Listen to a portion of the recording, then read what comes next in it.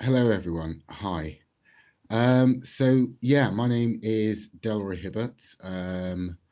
I'm born and raised in Bristol to Jamaican parents and lived here for most of my life, bar a couple of times that I've moved away temporarily. Now, I got to admit that I was actually struggling during the week when I thought, when I suddenly realised actually I wasn't just attending an event, I was actually presenting. So apologies for me being a bit slow on the uptake. But yeah, so my story actually came to me. I was thinking, desperately trying to work out what am I going to talk about. And it actually came to me when I was filling out the Eventbrite form for this meeting. And it's actually more than one story. It's two or three mini stories actually. Yeah. Now I started thinking about this particular story when I looked at the Eventbrite details, and I came to the part which threw me when I started. I remember this part actually throwing me when I started applying for jobs when I was a teenager, and this was the ethnic monitoring form. And it said on the ethnic monitoring form, "What is your ethnic group? Please specify." Now, this is something that I can remember causing some confusion because it states Black, African, Caribbean, or Black British. And I'm like, I'm all of the above. How am I supposed to choose between these categories? But I'm guessing the form had anticipated that there were going to be some slow people like myself, and it broke things down even further. It said, please specify, for example, African slash Caribbean slash any other Black, African, or Caribbean background. And I thought to myself, this isn't really helping me. I mean, if you choose one category, then are you excluding yourself from the rest? And if I exclude the other categories, then what am I saying about my actual heritage? And is this even a rejection of the very people that created me? And I also thought, what does any other Black, African, or Caribbean background even mean anyway? Now, for myself, as someone who was born and raised in this country to parents from another, I know I'm not the only one who's experienced these issues. So I was talking to someone a couple of days ago, a young person that I'm working with regards to his name, because he's from a background of Turkish heritage. And he had two email addresses. One was in a Turkish name and one was in an English name. And he said to me he'd only recently come to terms with his identity and for a while had used the English name because he didn't want to stand out. And I thought, yeah, I can quite understand that, even though we're from different heritages. I mean, sometimes I feel I've got 99 identities, but I still ain't one. So let me take you to the first story. Now, this starts when I was around 7 years old. My parents had split up, and my mum decided to take us to live in Jamaica. So myself and my two sisters, sorry, went to live in Jamaica for a year. Now, when I was in the playground of my school in Kingston, I remember being surrounded by other boys on sometimes on lunchtime, and they made me feel different because they were laughing at my English accent, and it was a big joke for them to hear me speaking, and this made me feel homesick and not really part of the group. And I suffered from this homesickness until I met another English boy who was in the same situation. And we started spending a lot of lunchtime together. We were talking and laughing about things like Doctor Who and other memories from our shared culture. So it made me think, am I Black, African, Caribbean, or Black British?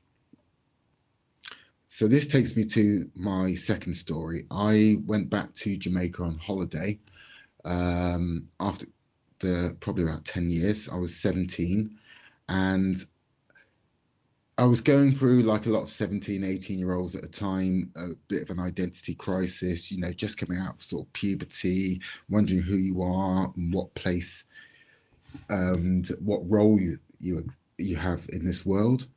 And I loved being in Jamaica because, you know, it was the first time I really felt, wow, this is what it's like to be an ethnic majority. Everybody looks like me, or most people look like me. And I felt a real sense of emotional stability and well being from this. I instantly thought, oh God, I'm not going to be submitted. There's no racism here. I'm not going to be shouted at in the street, or people aren't going to be moving away from me on the bus. And I, who no longer felt English at that point, felt I was at home. Now, I felt like this until someone quite friendly. I was at a stall looking at some like arts and crafts and things, and the guy behind the counter said to me, in all innocence, he said, "Where are you from?" Now, this caused a bit of an identity crisis because it's a very simple phrase that I've always had issues with, because I've been asked this by white people in the past in Bristol, and usually I kind of know that they're not asking me where I'm from, because the answer that they're not expecting is St. Paul's.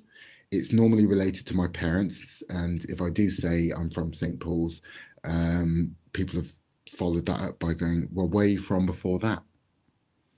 Where am I from before St. Paul's? Southmead Hospital?" So yeah, it kind of threw me, this question being asked.